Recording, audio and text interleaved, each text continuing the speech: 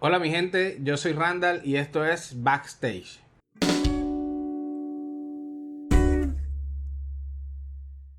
Hoy venimos con un invitado que a mí me hace mucha ilusión tener aquí porque fue uno de mis primeros profesores de bajo. Ya cuando yo dije, bueno, yo quiero estudiar esto y entré a la EDA, me encuentro con este señor que fue bastante exigente, pero aprendí muchísimo de él. Pero vamos a dejar que él mismo se presente. Hola Randy, ¿cómo estás? Mi nombre es Adalberto Marrugo, soy licenciado en Educación Musical. Eh, Gracias por esta invitación, Randy. Oh, gracias, profe, por haber venido. Bueno, comencemos desde los inicios. ¿De dónde surgió el amor por la música? El amor por la música empezó fue en las parrandas de la casa. Mi papá le gustaba la música, pero él cantaba, no tocaba ningún instrumento. Tenía buen ritmo, a veces cogía el tambor y tocaba. Y nos compró una guitarra y la puso ahí en la pared para el que quiera aprender a tocar guitarra. Yo nunca miré la guitarra como objetivo. Y un hermano mío cogió y aprendió con libritos empíricamente. Y era el guitarrista del grupo. Yo cogía era un baldecito y acompañaba. Y después hubo la necesidad, mi papá cantaba, quien canta, canta tú, probamos a todos. Y empecé yo, que como que tenía mejor afinación, y empezaba, yo era el cantante del grupo. Y era una época, fue una época muy hermosa, porque trabajábamos, aunque éramos niños, te estoy hablando de edad de eh, 10 años, 11 y tocábamos y disfrutábamos, hacíamos sancocho casi todos los fines de semana. Después ya entré al colegio Alinén de Cartagena y oh sorpresa cuando entramos, estaban ese boom de los grupos cartageneros y nos recibieron con los inéditos de Colombia, con el grupo Guiro, y con esos grupos espectaculares y uno queda fascinado. Yo tenía eh, 13 años, 10 años y empezamos a mirar la música como una opción y empieza uno a recibir clases de música en el colegio, en el INEN, y me tuve la fortuna de conocer a un gran personaje, un gran ser humano, lo poco que lo tratamos como docente, al maestro Eugenio Giraldo, y que fue el creador de los inéditos de Playa Producciones, pero era un gran docente. Para mí, ahora sacando cuentas así, nos enseñaba, era paciente, y eso lo va marcando uno en la vida. Después otros profesores, habían otros que eran regañones, gruñones, exigentes, y fuimos ahí metiéndonos en el mundo de la música. Después, pero tocando lo básico, la flauta y conceptos musicales. Después, como en el salón había un muchacho, mi querido hermano José Herrera, tocaba la guitarra, era bajista. Él es un gran músico. Y él no lo sabía, pero él era un gran músico. Yo no tocaba nada y entonces cantábamos y tocábamos. Yo cantaba y él tocaba. Un día, una celebración del Día del Idioma, todos los grados estaban participando en la celebración del Día del Idioma, menos el curso de nosotros. Y el profesor nos miró y nos decía, o sea, usted está mal, está mal. Entonces uno cantó en francés, otro cantó en italiano y así. Y José me dijo, hey, vamos mal, Marugo, cántate algo. Y yo dije, bueno, vamos a tirar esta de Franco De Vita, será. Y empecé a cantar en el coliseo así lleno, eso era, a mí las piernas me temblaban así. Yo nunca me había enfrentado a un A público un así, público. tan grande, exigente, y el ánimo, porque tú sabes que los músicos siempre tienen un ego. Hey, los otros músicos le preguntaban al amigo mío, porque él estaba tocando bajo, otro amigo, grande amigo, José Gómez, estaba en la batería, y César Roncayo en el piano. Pero César era así, todo, ¿cómo decirte? Crudo, decía, hey, pero él sí canta. Y eso a mí me llenó como energía. Ahora verá que sí canto. Y empecé a cantar y fue el inicio de mi carrera como músico. Eso me marcó porque todo el mundo, cuando yo terminé, el público, la ovación y otra. Yo ya estaba así, otra. Por aquí salí, no. De vaina canté. De vaina canté y canté mirando para el piso.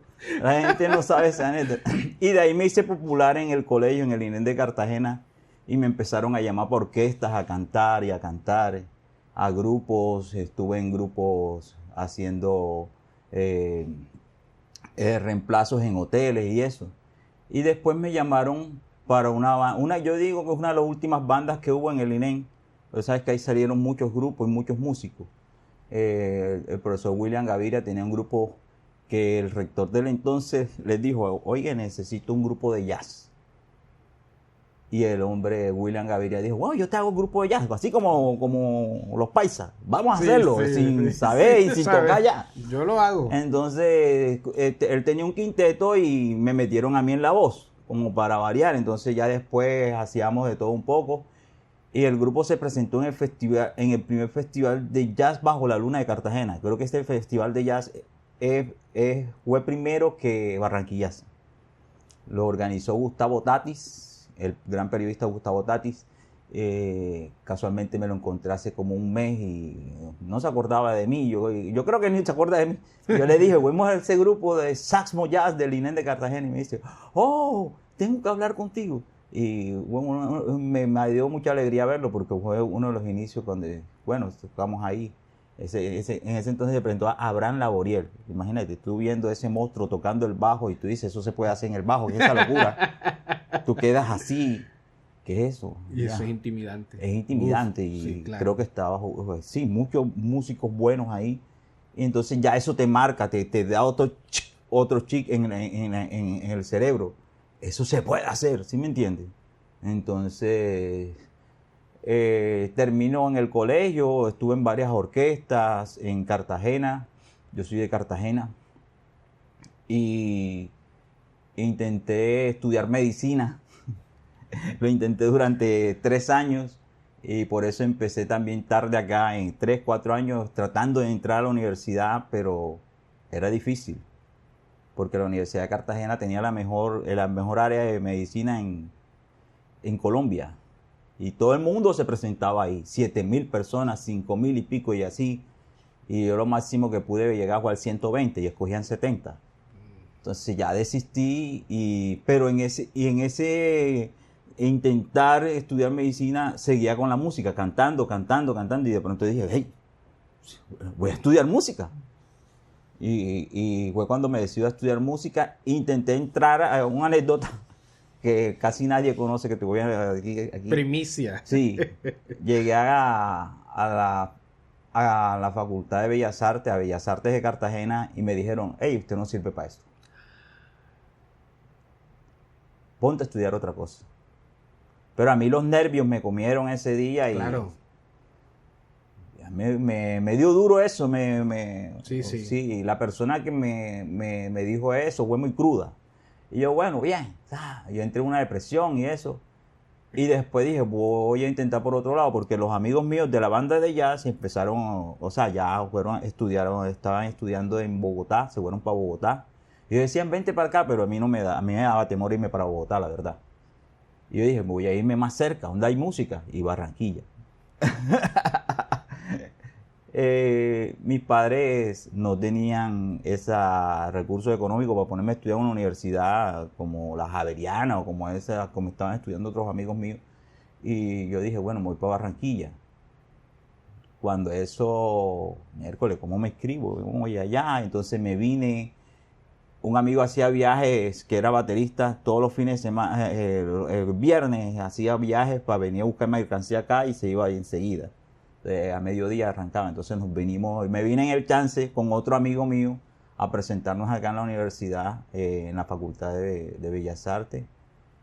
Y bueno, para no alargarte el cuento, pasamos. Pero el amigo mío no pasó. Él es percusionista, un gran percusionista. Y bueno, me vine a estudiar música acá. Ya habían compañeros acá de la banda esa que te dije del colegio. estaba José Gómez acá y como él apenas terminó el bachillerato se vino a estudiar, yo me quedé allá intentando medicina, ¿no? Bueno, y después me vine, ya él llevaba años acá, entonces estaba la colonia cartagenera acá, hay otros que estudiaban biología, matemática, física, mis grandes amigos, aunque tenemos rato que no nos vemos, yo siempre los tengo en el corazón. Pasamos las duras y las maduras aquí.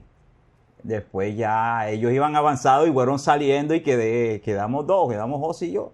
Y bueno, anécdotas hay bastantes ahí de esa época. Me imagino. Me vine con una guitarra, una colchoneta y un bolso para Barranquilla, aventurar a estudiar música. Tocando un tema un momentico de lo que dijiste, de cuando te dijeron, hey, no sirves para eso. O sea, eso,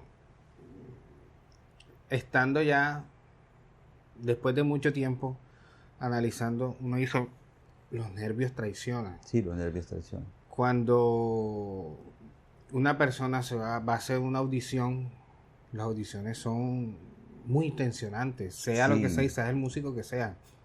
Porque tú tienes a alguien que te está analizando todo, o sea, tú tienes ahí así, y eso muchas veces traiciona. Y eso es una falla de pronto de muchos docentes que no piensan en ese momento de que de pronto el pelado sí tiene, vamos a manejarlo de alguna forma, vamos a darle confianza y eso para que él se tranquilice y tal y demuestre. Exacto. Eso, y más cuando no están acostumbrados, porque de pronto ya una persona con 30 años de experiencia a una audición, da miedo de todas maneras, pero ya uno tiene como un bagaje como para uno saber cómo tratar y tal. Pero un joven que está comenzando, que quiere entrar y te dicen eso, te pueden destruir una carrera. Fácilmente tú hubieses ido por otra carrera. Exacto, y nunca hubiese existido Marrugo Músico. Nada, nunca. Exacto. Entonces sí. Después me levanté y para adelantarme con esto, ya cuando me vine a estudiar música, ya era músico y dirigía orquestas, me tocó dirigir a esa persona que me dijo que yo no servía para música. Las vueltas de la vida. Él me decía, maestro, y se dirigía para mí con mucho respeto. Yo nunca le dije, le comenté, hey, pasó esto contigo. Y yo sí decía, fíjate que las vueltas que da la vida. Sí. Y me trataba con aquel respeto como músico y sentí que me admiraba. Pero nunca le dije, hey, si lo que tú me dijiste me pudo haber hecho declinar de esto. Exactamente. Sí, ya. Tremendo. Bueno, yo siempre le hago una pregunta, porque lastimosamente tenemos ese estigma, no aquí en Colombia, sino en los países tercermundistas, que si uno estudia algo relacionado al arte, se va a morir de hambre. ¿Cómo fue esa conversación con tus padres de decirles, papi, no pude por medicina, me voy por la música? Sí, igual así sencillo como tú lo dices. Yo le dije, hey, ya no puedo aquí, me voy a aventurar a estudiar música, que es lo que me está produciendo y es lo que siento que estoy haciendo bien, ya porque cantaba y todo eso. Y no, ellos me dijeron, tú sabes cómo está la situación, ¿cómo vas a hacer? Yo dije, tranquilo, yo voy a aventurar. Ya. Bueno, y algo que sí me estoy aquí desayunando, por decirlo así, es que yo no sabía que tú eras cantante. O sea, porque es que como dije al inicio, yo te conocí a ti como bajista y tal, bajista, sí. Y para mí mi concepto es Marrugo, bajista, docente, ok, hasta ahí normal, pero yo nunca imaginé que tus inicios fueron cantando. Cantando y en orquestas de Cartagena, anteriormente no todo el mundo cantaba en orquestas, porque si te encontrabas con un cantante rankeado, tú no podías desafinar en los coros o nada, sino te mandaba a callar, o le decía al director, y no venga más este tipo. Ya, así, anécdotas así, canté al lado, yo tenía como 16 años al lado del Halcón de Colombia, el que cantó La Valora, que era cantante del Nene y sus Traviesos. Ay, que vengo de muy lejos tirando. Y entonces yo, el hombre llegó crecido y tal. Y bueno, Un suelo. pues sí, y la primera ensayo me mandó a callar y tal, y él era el corista, el principal.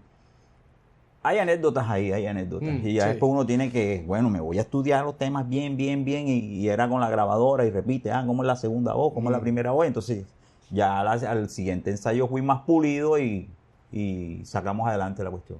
Bien, bien. Y así muchos cantantes. Uno que me acuerdo cuando estaba cantando Juanita Morel y con el sexteto que tenía en el colegio.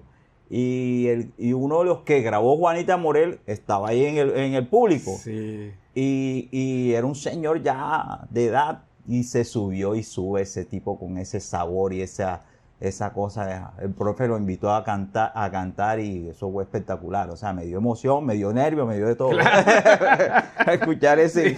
Sí. Y entonces, cosas así, o sea. Y siempre quise seguir con la voz, pero uno con esto de la docencia va perdiendo la voz. No sé, a mí me ha pasado. Uno habla mucho Claro. y la cosa se le baja el registro. Desgaste, el desgaste es grande. Sí. Bueno, ahora, tú estudiaste música en Bellas Artes, ¿ok? Sí, te graduaste, bien, ya tú vivías aquí, te radicaste completamente aquí o te regresaste a Cartagena. No, yo me radiqué acá. Ya, completamente. Yo me vine a estudiar el contrabajo. Ajá. Porque en el pensum cuando leí decía contrabajo en Barranquilla. ¿Y pues por me qué? gustaba el bajo, no sé. Ah, ok. Pero no tocaba nada, ni guitarra, ni nada. Yo no tocaba nada. Ajá. No tocaba nada, era cantante. Y me vine a estudiar y era el único estudiante de contrabajo. Me empecé las clases con Carlos Sampaio. Aquí había Sinfónica, la Sinfónica de Barranquilla. Él era uno de los contrabajistas principales y fue profesor mío en el inicio. Y empecé con el contrabajo. Y después vino otro profesor que fue el maestro Ricardo Arciniega, a quien quiero mucho y le debo muchas cosas, la gran mayoría de lo que sé. Y un gran ser humano, me enseñó tanto lo clásico como el jazz. Entonces estudiábamos el contrabajo y el bajo eléctrico. Sí, estudiaba con él y eso me marcó. Después, siempre, como te digo, esa inclinación por la salsa, por el jazz, yo de toda música he hecho. Y después, con unos compañeros, hicimos la primera banda de jazz universitario que se llamó Concomitante Latin Jazz de la Universidad del Atlántico. Y fue un grupo controversial, por decirlo así, porque empezamos a hacer fusiones de música del Caribe colombiano, cumbia, porro, fandango, con jazz, elementos de jazz. Y fue como un encontrón con la cultura caribe, porque la gente de Barranquilla, que yo quiero mucho, para ellos el Latin Jazz era la salsa cubana o puertorriqueña combinada con el jazz, y lo colombiano no era jazz. Entonces, entrar en esa pelea o controversia, yo no peleé nunca, sino que entramos en un nuevo onda, aunque ya otra gente lo estaba haciendo. Pero nosotros teníamos un guitarrista que era rockero. Primero empezamos con otro guitarrista, y esto a Erwin Vanegas, que actualmente está en Gaira y toca con Adriana Lucía. Rockero.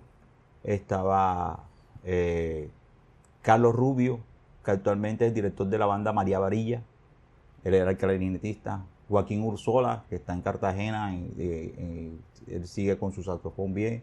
Andrés Luqueta, flautista, que a veces viene Hansel y Raúl y él es flautista. Y así, José Gómez en las congas, Jonathan Silva en el piano, y Carlitos Palmé en la batería, que toca con Pitbull actualmente. Carlitos Palmé, ya después entró Israel Charvis, y Israel ya se amoldó más a la onda que queríamos nosotros, esa fusión de los ritmos del Caribe colombiano con el jazz.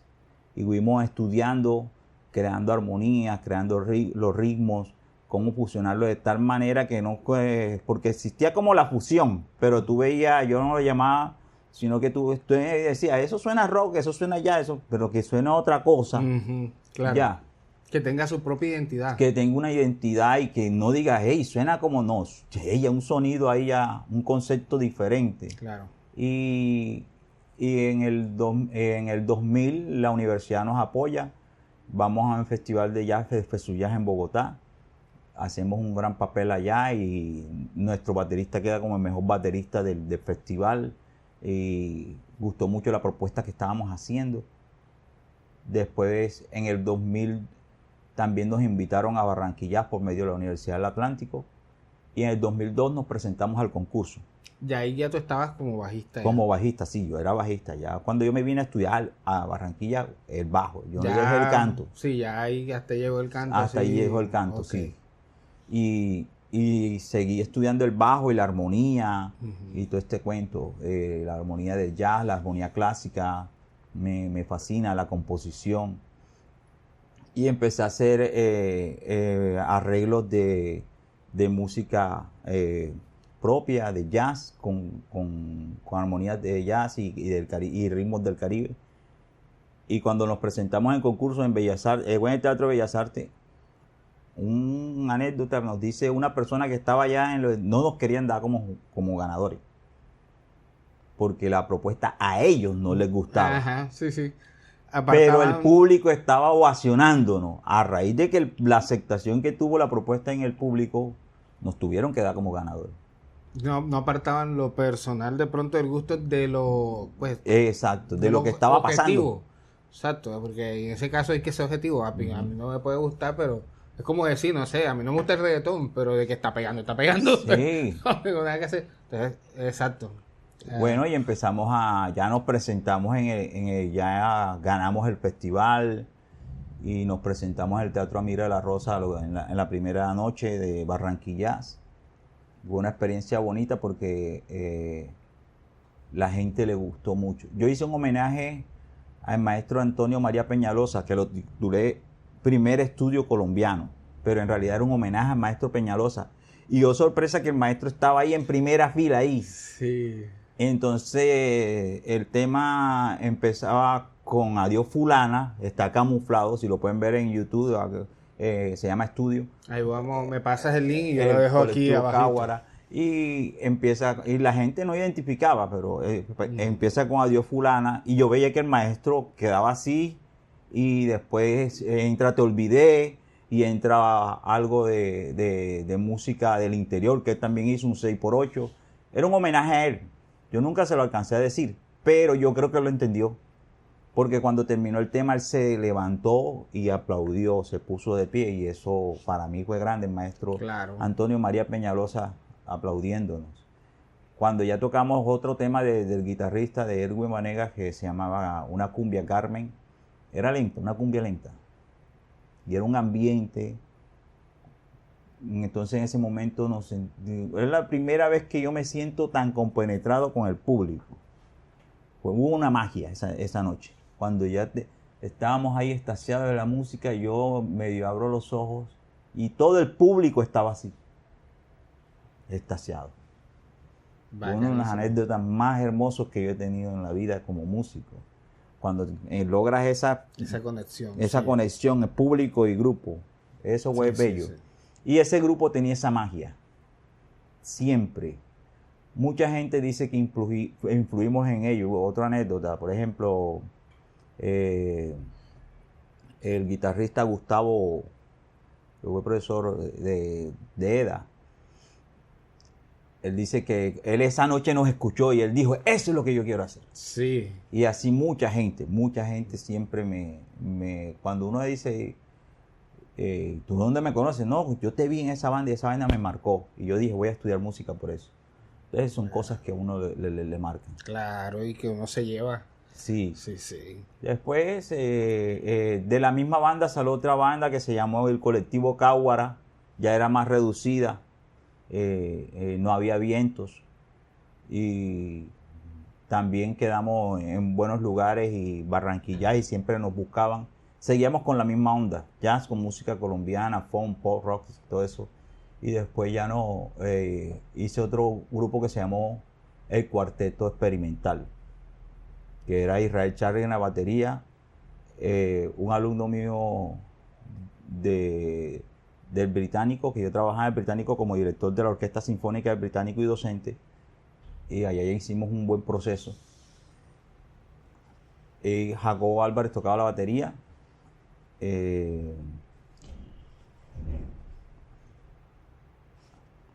Javier Rubio en la guitarra y yo en el bajo, los cuatro. Y fue la primera grabación de jazz que se hizo en formato con CD y todo, pienso yo, que del Caribe colombiano. Que hay un rastreo de eso. Me hubiera gustado traerlo de ese CD, quedó para la historia.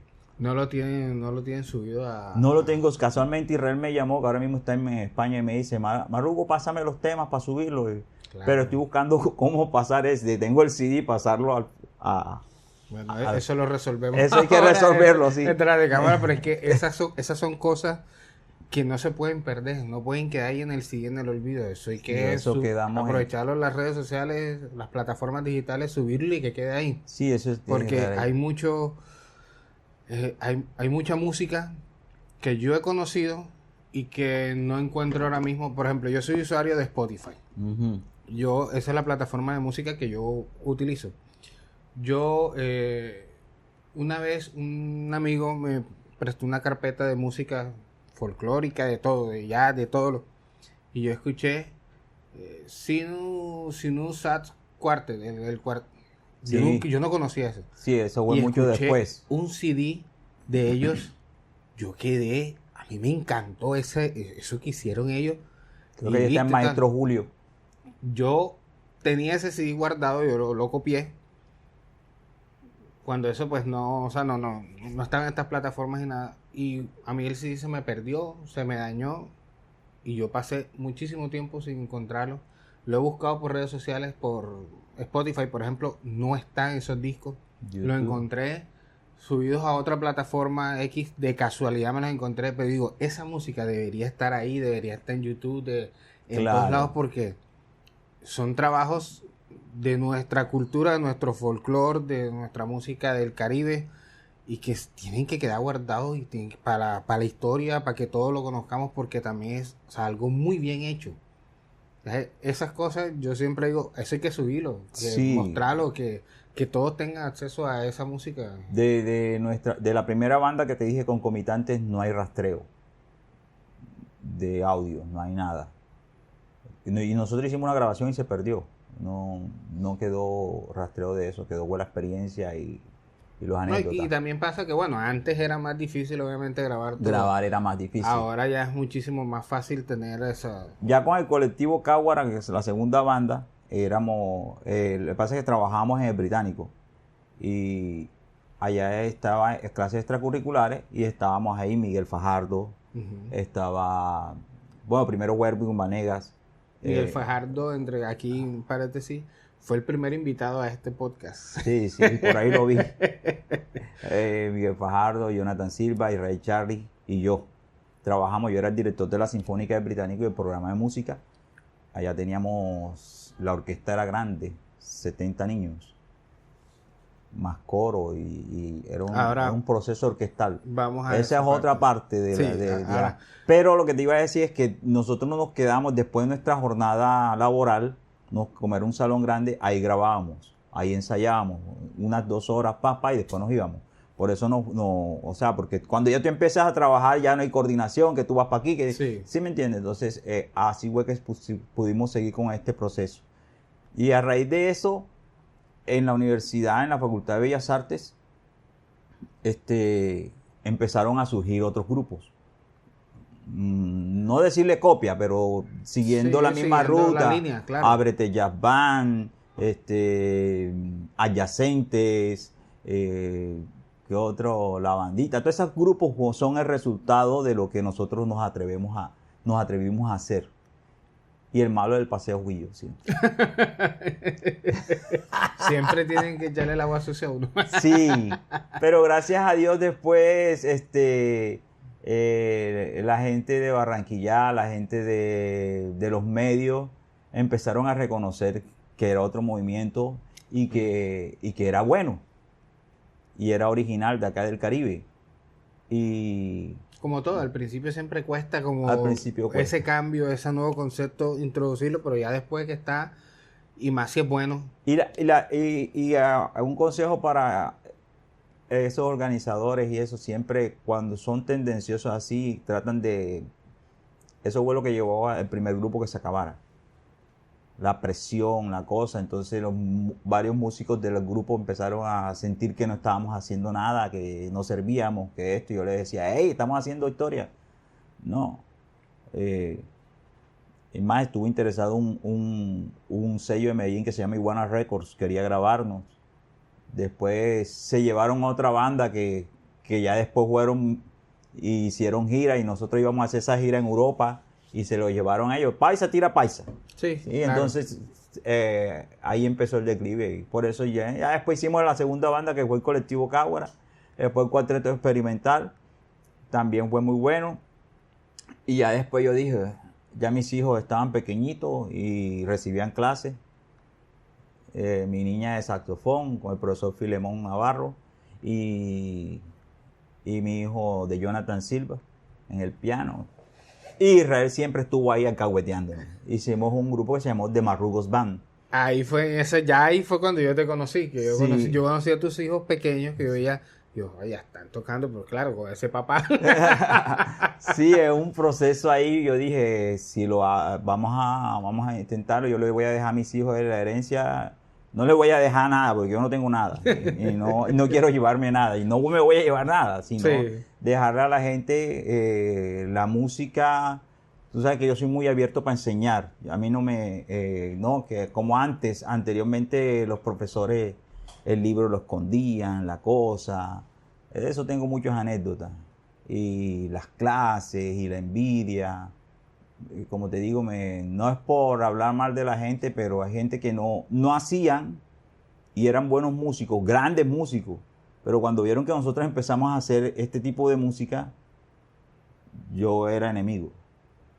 Y yo, ¿pero qué está pasando? Pero yo no le presté atención. Ya después, eso también los motivó a ellos a hacer música. Claro. Ya, porque hay veces uno se dedica a la docencia y no toca. Entonces ellos estaban así como enfrascados y empezaron ellos a motivarse también. Y yo dije, voy a enseñarle a mis hijos. Y hicimos un grupo de jazz que se llama Marrugos Band y seguimos con la onda esta de coger temas, así como hay estándares de jazz de Norteamérica, ¿verdad? O los blues y las cosas que son espirituales. Yo dije, vamos a coger los temas Boquita Salá, La Piragua, son nuestros clásicos. Claro. Vamos a volverlos, a subirlos un poco. Así como hizo Piazzolla con el tango, Antonio Carlos Jobim con el bossa nova. ¿Sí me entiendes? O sea, aquí se estaba creando un movimiento nacionalista también. Y enseñarle a mis hijos el folclore y enseñarles el jazz, la buena música, el rock, el funk. Nosotros tocamos de todo. Instrumental, mi hija es el saxofón. Pero bueno, ya cada quien va creyendo mi hijo, tú lo conociste, que también es deportista, es beisbolista. Ahora estuvo en Caimanes en esta temporada, gracias a Dios. Y está por otras aspiraciones también. Y ha dejado un poco el piano, pero él se sienta y lo coge cuando uno aprende bien. Sí. Mi hija estudió negocios internacionales, pero es saxofonista y está ahí. Coge su saxofón y trabaja conmigo en otros procesos que ahora vamos a estar hablando de ellos. Ok. Bueno, vámonos ahora por el lado, de la docencia. De la docencia. Sí. Estudiaste Bellas Artes, docente, licenciatura. ¿Cómo fue tu camino en la docencia? No me vas a creer, pero empecé en el básico. O sea, antes hacían 4 niveles de básico y 10 semestres de licenciatura. Al segundo semestre tuve la necesidad o el atrevimiento de enseñar. Porque con eso me costeaba, me ayudaba, aunque mucha gente le debo que me apoyó en esto, mis amigos, grandes amigos, cuando yo iba a Cartagena y a veces no tenía para los buses para venirme, Gustavo Osorio, que lo amo mucho, está en el cielo, Martelo, a Marcelo Angulo, gente que me apoyó en esto, Nazario, que dirán desagradecido porque no hemos visto más, pero yo siempre lo llevo al corazón, pero uno se ocupa tanto, Sí, y más cuando tiene hijos, cuando tiene proyectos, cuando tiene cosas. Sí, disculpen que he sido tan desagradecido con todo. Dímelo a mí. Pero es así, esa es la vida. Uno va teniendo etapas. Bueno, empiezo a enseñar en colegios, y lo que me enseñaban en Bellas Artes lo enseñaban en el colegio. Claro. Porque como te digo, yo no tenía estudios musicales. Uh-huh. Entonces, una vez apareció un cartel, una anécdota en Bellas Artes, pero a primera hora yo me iba a 5 de la mañana a estudiar piano.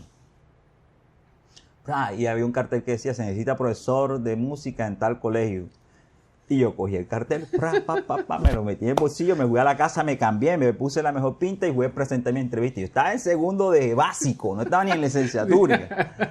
Y llego allá y me entrevistaron. No, bien, yo dije que estaba en 7º semestre. Discúlpenme, pero era la necesidad. Entonces fui y la rectora me dice, si no viene nadie a las 10... El puesto es suyo. Yo, nadie va a venir porque yo tenía mi cartelito. Y entonces ya yo dije, voy a dar una vuelta, a las 10 me regreso. A las 10 regresé y, el cargo es suyo, profe, empiece. Claro. Y algo, después que anteriormente eran tesos, dice... Ay, profe, pero hay algo que no le había dicho. Yo, ¿qué? Que el profesor de música daba religión. Yo doy religión. ¿Cuál es el problema? El problema. Donde hay un problema, hay una oportunidad. Ay, gracias a Dios siempre he creído en Dios. Y estuve en grupos juveniles, estuve en grupos en la iglesia y todo esto. Y me fue bien ahí, gracias a Dios. Después... a raíz de los estudios ya serios que me puse con esto, porque yo venía para mi película, sí, a estudiar fuerte. Anteriormente pasaba algo en Bellas Artes, que en Bellas Artes no se graduaba nadie, cada semestre. ¿No sabes eso? No se graduaba nadie, porque la gente tocaba mucho y aplazaba materias. Uh-huh. Y hubo como una consecutiva así de que se graduaba uno cada 5 semestres. Y eso era un logro grande. Y como hay músicos que estaban, por decirte, estaba en la Sinfónica de Barranquilla, estaba con Checo Acosta, entonces así, otros estaban con Coronel y claro, no daban tiempo para... Entonces yo decidí no estar con nadie, sino dedicarme a la música, a mi estudio, aunque... No tenía los recursos, pero lo hice. Y fui sacando mi carrera. Tanto así, te voy a decir una anécdota. Cuando llego a Bellas Artes y me audicionan en la parte rítmica, me la hace un amigo mío, Roberto Camargo. No sé si lo conoces, era un percusionista. Sí, sí. Fue el que me hizo la audición de la parte rítmica. Y ya él estaba en 6º o 7º semestre. O sea, había hecho los básicos y estaba en 7º, le faltaba 3. Me va a matar por esto. Y yo me gradué con él. Sí. Y así con muchos. Filemón Navarro, mi gran hermano, que está ahora mismo en Estados Unidos y ha estado conmigo en todos los proyectos que he estado, que me he ideado, un alcahueta mío. Entonces, él también estaba en esa misma tónica. Cuando nos encontramos, yo lo jalaba a él y él me jalaba a mí. Terminamos haciendo la tesis y... Por cierto, la tesis la hicimos sobre el bajo vallenato. ¿Cómo se interpreta el bajo vallenato? Yo no soy bajista vallenato. Y me entrevisté varios bajistas, el Papa, y tomamos como referencia a los grandes. Y hicimos un método de bajo vallenato. Cogí el paseo y el merengue. ¿Dónde está ese método? Está en la tesis, está en la Biblioteca de Bellas Artes. Porque esas son una de las cosas que yo digo que... Y no lo he terminado porque ahí nada más hice paseo y merengue. Y está son y puya. Y estos grandes maestros, el Papa, José Vázquez, los grabamos. nos dieron sus anécdotas, cómo se tocaba, cómo tocaban ellos, cómo hacían todo esto. Conozco, con este es el segundo ¿Mm? proyecto así, sin terminar, Ujú. de excelentes profesionales en el bajo, y que yo siempre digo, hay que terminarlo, porque es que aquí no hay casi documentación, o es que no hay, sobre el bajo vallenato, bajo en el folclore, Sí, no hay. no hay. Y aquí hay excelentes músicos que conocen muchísimo de eso, y no solo ya a nivel empírico, sino ya a nivel profesional, eh, estudiado, pero necesitamos que queden esas bases. Sí, yo más que todo por respeto, porque yo respeto los géneros y los intérpretes. Por ejemplo, yo cuando estaba haciendo la tesis, yo logré, no me acuerdo quién ahora mismo me hizo el contacto con el Papa y lo llevé a un estudio de grabación y grabámoslo y, o sea, tuve a ese maestro tocando y yo le decía, hey Papa, pero esto tienes que hacerlo eres tú. No, yo no estoy metido en el mundo del vallenato, eso Claro. debes hacerlo es tú. Y yo, no, yo no tengo tiempo para eso. Ese es el problema. Entonces, y él tengo entendido que estudió música también, ¿me entiendes? Él le faltó poco para terminar. Es un gran músico y es una gran responsabilidad o irresponsable de parte mía enseñar este género habiendo grandes maestros de ese género, ¿sí me entiendes? Pero sé, después me dijo Caco me dijo, Marrugo, lo que tú hiciste lo tomó un cachaco y de ahí partió y ahora en YouTube tiene no sé cuántos miles de visitas y enseña vallenato. Y yo, vaya. Es que Marrugo sigue con eso. Y yo dije, no tengo tiempo. Y hay también que por hacerlo. respeto del género. Pero bueno. es que hay que hacerlo. O sea, hay que dejar una base. Decir, bueno, aquí está este poquito que yo hago. Saco un libro, listo. Viene otra persona y coge esa base y la va aumentando. Elizabeth Coronado, Lisa, también está haciendo eso y con ayuda del maestro José Vázquez, con Ajá. Caco, ella también buscó y está ahí sin terminar. Esto es un recordatorio para ti, Elizabeth, yo sé que tú lo estás viendo, porque quedamos en que lo tenía que terminar y lo vamos a mostrar aquí. Sí. Porque es que esos son documentos que tienen que ir quedando. Yo tengo un libro por ahí del bajo en la música llanera. Bien explicadito y todo bacano. No sé, exacto, si es 100% real, fiable, si así Exacto. es, no sé, pero ya es un libro de una guía para una persona, por ejemplo, como yo, que no conozco esa cultura, a pesar de ser colombiano. Le voy a contar una anécdota con relación a eso que tú estás diciendo. Yo iba a todos los talleres de Barranquillas, a todos los bajistas que venían, y uno de esos, Carlitos de Puerto Junior, nos dio un taller y él decía, nos enseñó sobre the working bass y todas esas cosas y con elementos y esto, nos dio un libro y después al final nos dijo, oiga chicos, ustedes son los que me van a ayudar con lo siguiente. Y yo, ¿qué es lo que? No, yo quiero aprender a tocar bajo vallenato. Y yo andaba con mi tesis ahí, el borrador, en ese entonces. Y los bajistas que estaban ahí, no, eso se toca, no, y el man no la cogía. Pero es que yo no encuentro el time, no sé cómo es esto, que no sé qué. Eso fue real.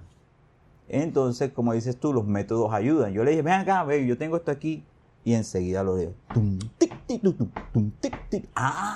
Ya sé cómo es la... Y pilló la información de una vez. Claro. Ya, entonces sí, los métodos ayudan y a internacionalizar estos ritmos. Eso. A raíz de eso, que yo hice el bajo vallenato, hicieron, creo que el maestro Jaro Fioco, hizo la cumbia, y así otro hizo el chandé, y así. A mí me llamó Oscar Estarnaro para hacer el chandé, pero yo no tenía tiempo, terminó haciéndolo Caco. Ya. Pero ahí hay unos detalles que hay que corregir, Caco, porque el maestro Peñalosa, Tony Peñalosa, que nos dio unas pautas de cómo tocar el chandé y me regañó porque yo tocaba el chandé como lo tocaron ustedes y así no es. Son cosas, entonces, que uno tiene que... Pero exacto lo que digo, pero hay que dejarlo, o sea, hay que, así sea, esos dos ritmos, decir, hey, aquí está este documento. Sí. Este es mi pequeño aporte respetuoso. Y Caco cada vez que me ve me regaña. Por ahí a veces, él está por Europa, creo. Sí, está en España. Está en España Le hice la primera temporada, el primer capítulo de esta temporada. Sí, por ahí lo vi. Fue con él, una videollamada a las 3 de la mañana aquí yo, y él allá a las 10, 11, pero se hizo. Bueno, y lo que tú me decías ahora rato, como licenciado, enseñé en varios colegios y cuando estaba terminando, yo era profesor de bajo, contrabajo y violonchelo como extracurricular del Británico. Había un director. También trabajaba en la Fundación Batuta de la Universidad del Norte, cuando eso estaba en la Universidad del Norte. Y trabajaba como profesor de contrabajo y cello y armonía en Bellas Artes de Cartagena. Me iba para allá los viernes. Me iba tempranito y trabajaba todo el día hasta las 6 de la tarde dando esas asignaturas. Y después me llamó para Cartagena, me llamó mi gran amiga Margarita Vélez, la gran maestra, mi profesora de piano y regañona. Nos llevó para allá y se llevó a varios de los concomitantes y cuando dimos un concierto la gente quedó fascinada con eso también. Ahí estaba el profesor ese que te dije y bueno, hubo un impacto grande y allá también se empezó a hacer proceso de jazz y de música con otros amigos y Bellas Artes cogió otro ambiente de Cartagena. Sí, y después nos fuimos, me iba para allá. Y tuve buenos estudiantes que están por ahí en el medio. Siempre he tenido gente que ha venido dando frutos, que ha sido persistente e inquieto, así como tú que estabas. Randy tenía los dedos como un albañil. Iba a mover este dedo y movía el otro. Sí. Y yo lo cogía, Randy, pero ¿qué? No puedo. Ya después cogió y ahí está tocando, gracias a Dios. No, y es que me preguntan, hay gente que me ha preguntado por mi posición en la mano. Sí. Le digo, no, esa posición a mí me la enseñó. Mi primer profesor fue firme así como tal, fue Fabio, entre Fabio y Marrugo, ellos dos me cogieron la mano y así, y hasta que al fin ya, sí. Y ahora es la hora y muchos me dicen como que, hey, pero bacana la posición, esa posición se la aprendí fue a ellos fueron los que me pusieron a... Sí, siempre hemos sido muy, no psicorrígidos, sino que es la técnica. La técnica ya tiene muchos años, hasta siglos inventados y ¿para qué vamos a cambiar si es lo que funciona? Exacto. Tanto en el piano, en todos los instrumentos ya está inventado y viene el estudiante y que no, yo toco con 2 dedos, yo toco con 3, ey, loco, son los 4 dedos y así es la técnica, la mano va así y tal. Es funcional, es algo que te va a servir, pero por la pereza de el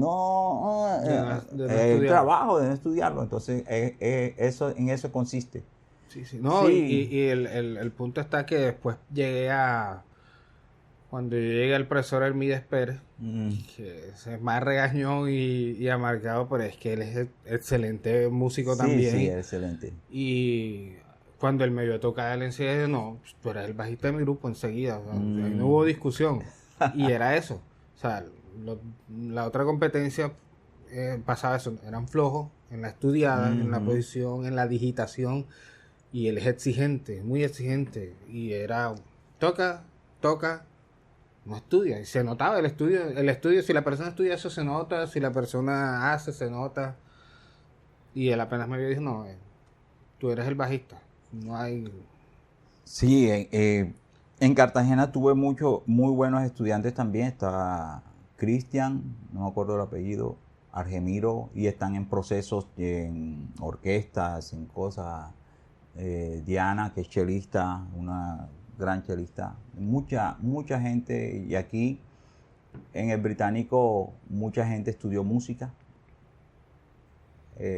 Casualmente ahora poquito vino un estudiante mío que estudió en Brasil y vive en Brasil y vive de la música, de tocar, y tiene un nivel ya más alto que el mío y eso es gratificante. Lo quiero mucho, Gustavo Martínez, sabe que estoy muy orgulloso de ti. Él tiene un tremendo nivel, pero él se ha dedicado, hay una anécdota con él.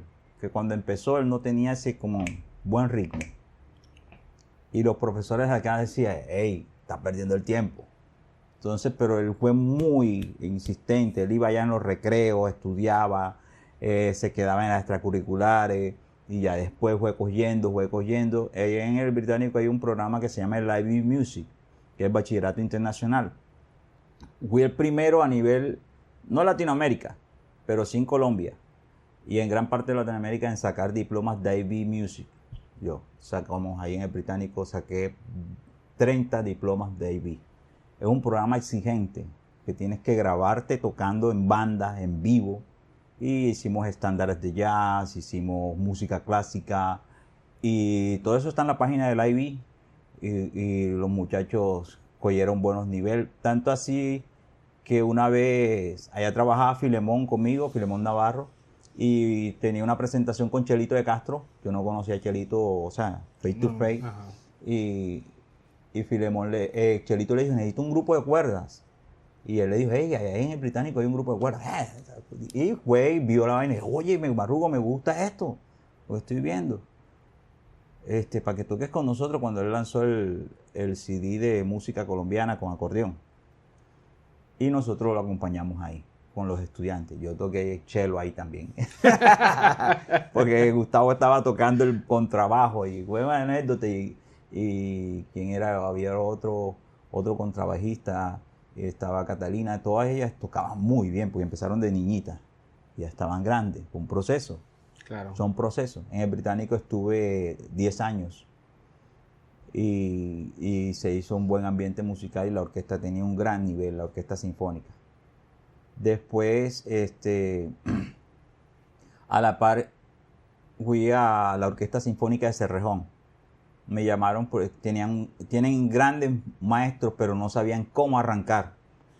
Y después el que organizaba el grupo de trabajo, que era Lucho Barrios, el creador de la Sinfónica en realidad, de ese proyecto, y era profesor de educación física, pero era un hombre de grandes aspiraciones.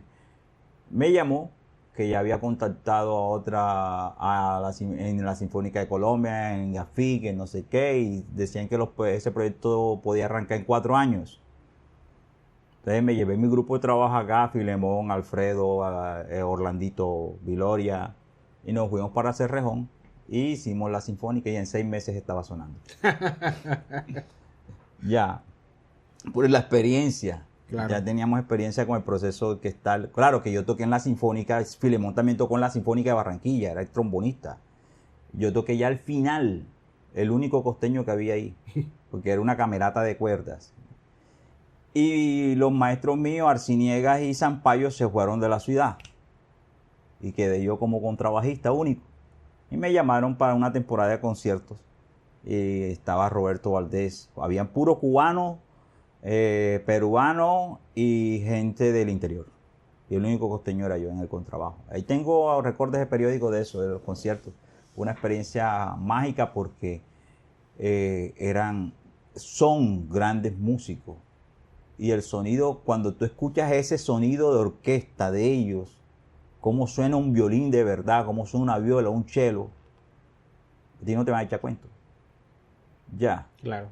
El sonido porque el maestro Valdés, que fue el que sembró esa semillita aquí, la gente no sabe eso, que le enseñó a los violinistas pilares ahí y ellos le enseñaron además cómo se tocaba el violín, sacarle el sonido, cómo era, al contrabajo, a todo. Y esa transmisión la llevamos nosotros. Son procesos, pero eso cuando yo escucho a alguien que no, que yo soy violinista y tiene ese sonido así delgadito, no, bueno, sigue estudiando. No, que estoy haciendo jazz con música colombiana, voy a hacer. Y eso lo hice yo hace 20 y pico años, en el 2000. ¿Sí me entiendes? Hay gente que viene con, no, que mi proyecto de jazz, estoy experimentando con la música colombiana, que eso no se ha hecho. Ya, eso yo lo hice. Y me gané muchos enemigos por eso, pero bueno, ahí ya después ya son grandes amigos, porque es insistir en lo que tú crees. Claro. Ya después, y los alumnos míos ahí, después pasé para el colegio Lyndon B. Johnson, donde duré 12 años, allá también música y orquesta sinfónica. Ahí estuve hasta el 2012 y también trabajaba en la Escuela Distrital de Arte en la EDA. Te conocí a ti, Randy. Mucha gente ha pasado por ahí, grandes músicos que ahora son licenciados, que han pasado, y es gratificante darles algo, aportarles algo a ese estudio que ellos quieren, a donde quieren llegar. Y bueno, ahora estoy en dos bellos procesos. Cuando estaba con la Sinfónica de Lyndon B, estaba en un concierto en Buenavista, vi una señora que estaba fascinada con la orquesta. Y después se me acercó: maestro, yo quiero implementar eso en un pueblo donde yo soy alcaldesa. Yo, sí. Nos sentamos a hablar, pero me pareció muy bello esa parte humana de ella, preocupada por la juventud, que buscarle oficio en el pueblo, los pelados buscan es otras tendencias, tú sabes, todo lo Sí. que hay ahora, vicio, cuantas cosas. Entonces ella estaba y está muy preocupada y le apostó a este proyecto que se llama la Orquesta Sinfónica de Cerro de San Antonio. Ya llevamos año y medio y ya tenemos orquesta. Se le pasó un proyecto como los instrumentos son costosos, Sí. todo eso, nos trasladamos allá martes y sábado y te vieras, ya el proceso está sonando, ya hay niños que tocan bien, que hay un proceso orquestal, les cambia a ellos. Sería chévere. Y a la par ahora el año pasado empecé en otro proceso orquestal que es la Orquesta Sinfónica de Confamiliar. Allá también es con niños de 4 colegios del suroriente de la ciudad. Y es increíble ver cómo la música transforma, cómo la música disciplina, da todas estas cosas, que carácter, que saberse comunicar en grupo. No es que vamos a ser grandes músicos, sino grandes personas, es transformar vidas. Y a veces me encuentro con gente que no me acuerdo porque tengo mala memoria, discúlpenme. Y profesor Marrugo, hola, ¿cómo estás? No, tú me diste clase y tal. Ah, sí, tal. Ah, ya sé quién es. Pero porque estaban chiquiticos, claro, y todo esto, y entonces ya, no es que esté viejo, tengo 52 años. No, lo que te iba a decir que sería chévere ir a conocer ese proceso allá en el cerro. Hacer un video para backstage de ese tipo de procesos.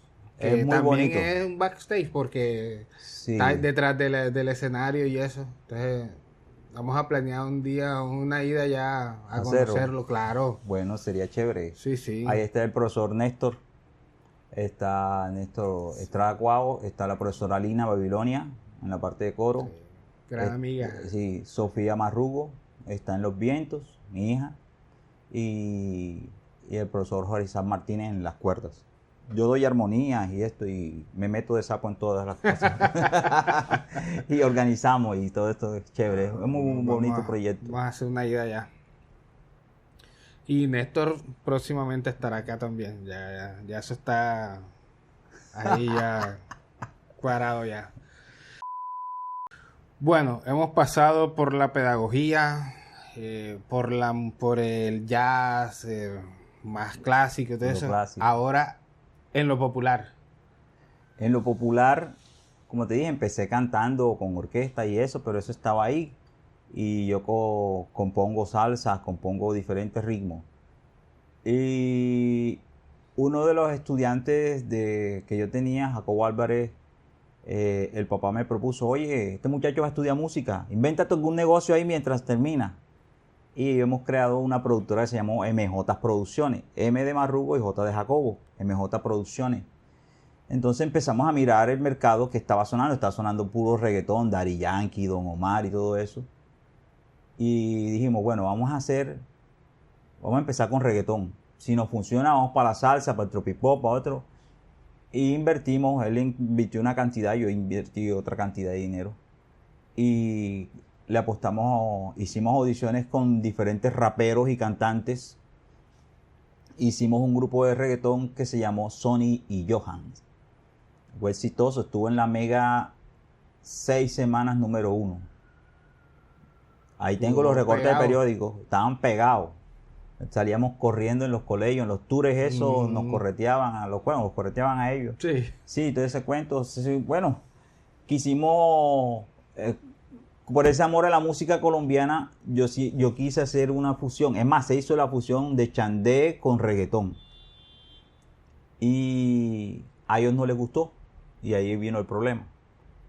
Antes de que, por ejemplo, Chucky Town hizo lo suyo con el Pacífico, si nosotros hubiéramos hecho esto acá, yo digo que hubiéramos salido antes que Chucky Town, porque nosotros estábamos haciendo folclore con reggaetón. Y si tú ves del 2002, 2003 para acá, el reggaetón no ha evolucionado nada, con mucho respeto. Y no hay esa fusión como deben ser y de realzar las cosas. Y ahí también hice un tema con Latin Dreams. Los que quiero una chica, sí. Porque Dani Manes los conocía de Cartagena. El amigo que te dije que era conguero en el colegio, el hermano de Dani. Y más Dani tocó conga con nosotros en el colegio, el rapero de Latin Dreams. Y lo llamamos para un feature de Sonny Johan y Latin Dreams. Y hicieron un tema de salsa mío que se llama Quiero que sepas. El tema empezó a sonar y después ya se acabó. Después hice uno de Noche de Carnaval que ya yo me imaginaba en la Vía 40 con Noche de Carnaval ahí, sí. En carnavales. Pero se acabó el grupo. Bueno, y me llamó a mí el gerente, el director de Rumba Estéreo y me dijo: Marugo, ese tema que hiciste de salsa, házmelo salsa. Y yo te lo pego. O sea, mira esa gabela. O sea, no tuve que pagar payola en ese momento. Con Sonny Johan tampoco tuvimos que pagar payola porque era un producto que gustó mucho. No voy a decir el nombre con Sonny Johan, volviendo a Sonny Johan, cuando visitamos medios, hubo un director de una emisora que cogió el CD, me lo dijeron después, y lo tiró a la basura. Ni lo escuchó. O sea, lo escuchó ahí, eso no sirve, y lo tiró a la basura. Después, cuando éramos éxito, me llamó. Oye, tal, ven, sí.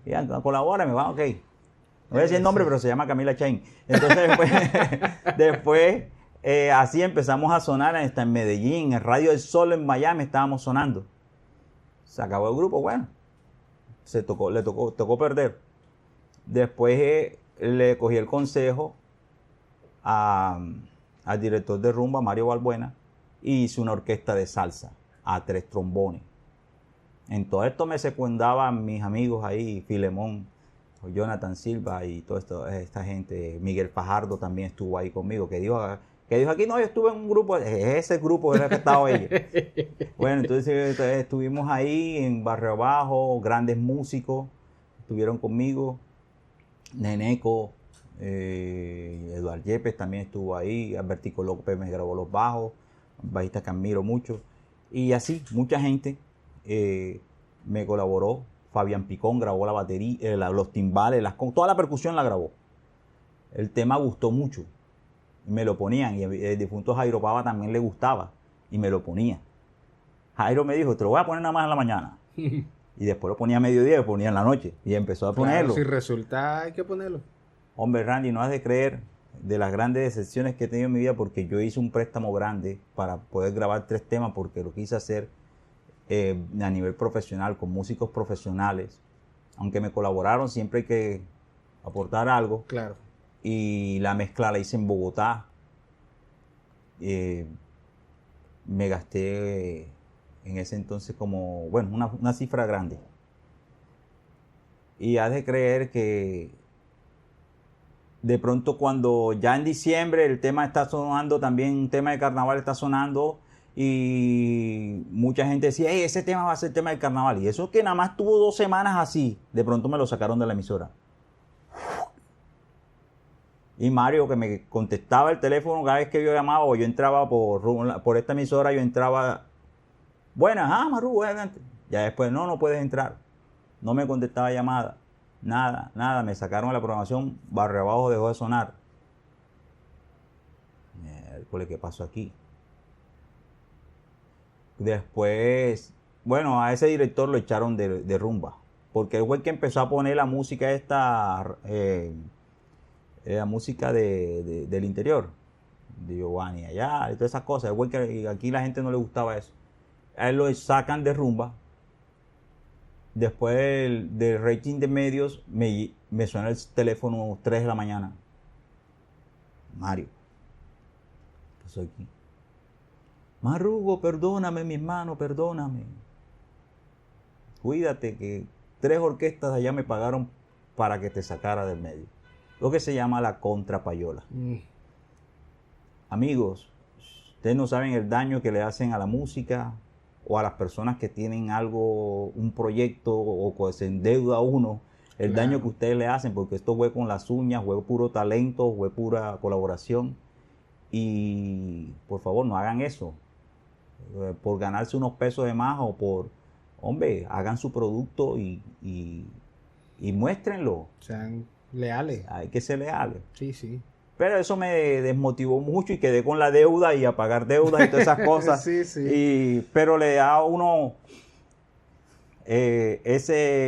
o sea, no es que me caí, me quedé allá abajo, no, yo me levanto y voy para otro proyecto. Exacto, uno pasa la tusa, la vaina, sí, pero vamos pasé para la tusa y voy para eso. Entonces, sí, ahora claro. me estoy tratando de reinventar, pero eso ya fue hace muchos años, no he sacado más nada. Tengo temas ahí, tengo canciones, tengo cosas, pero bueno, ya hay redes sociales y hay otras cosas. Bueno, en ese momento debería, hay que aprovechar las redes. Sí, hay que aprovechar las redes, ya es otra forma. Antes eran las emisoras, eran las que mandaban.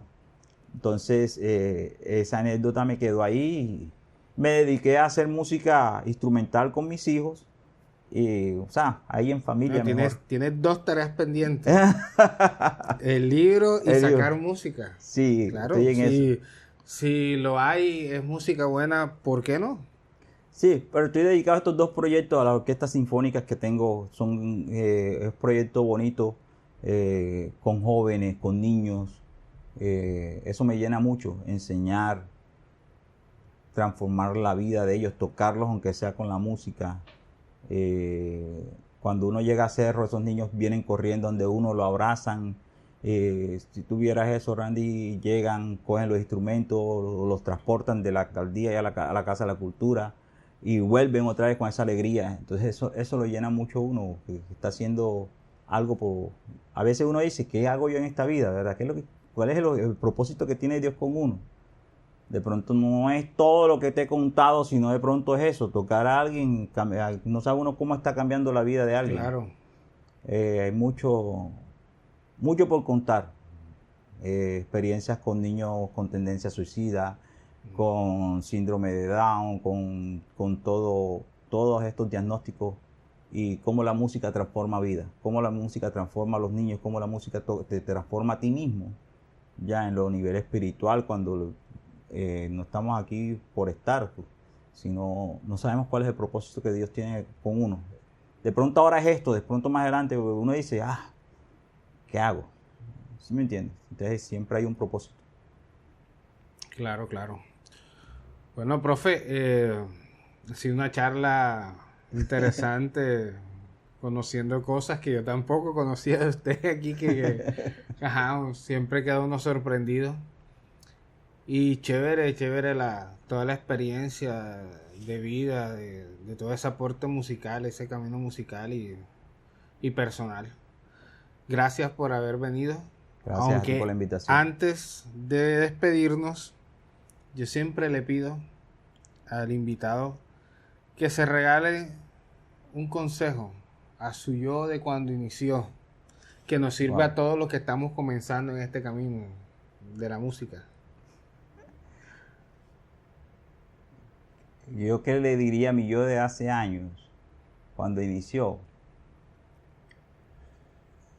que siga creyendo en él, que fíjate que muchas veces no creyeron en ti y seguiste adelante y no demostraste, sino que te demostraste tú mismo que eras de lo que eres capaz. No tengo riquezas, no tengo nada, sino mi música, y que sigas adelante. Vas a encontrar muchos obstáculos, pero te tienes que levantar. Y vas a seguir encontrando obstáculos y te tienes que levantar. Los golpes los vas a recibir toda la vida. Si lo recibió nuestro Señor Jesucristo y se levantó, ¿ahora crees que va a ser fácil para ti? No va a ser fácil para ti. Tienes que levantarte y seguir. Exacto. Así es, tal cual. Gracias, Randy, por esta invitación. Bueno, gracias, profe. Siempre un placer encontrarnos Y no solo en la música. Sí. La última vez que nos encontramos fue en el béisbol. En el béisbol, sí. Y fue grata sorpresa ahí encontrarnos. Sí, que mi hijo es beisbolista, es deportista. Sí. Entonces, y bueno, chévere la charla. Muchas gracias a todos por haber escuchado, haber visto este video podcast. Esto fue Backstage. Nos vemos en una nueva oportunidad.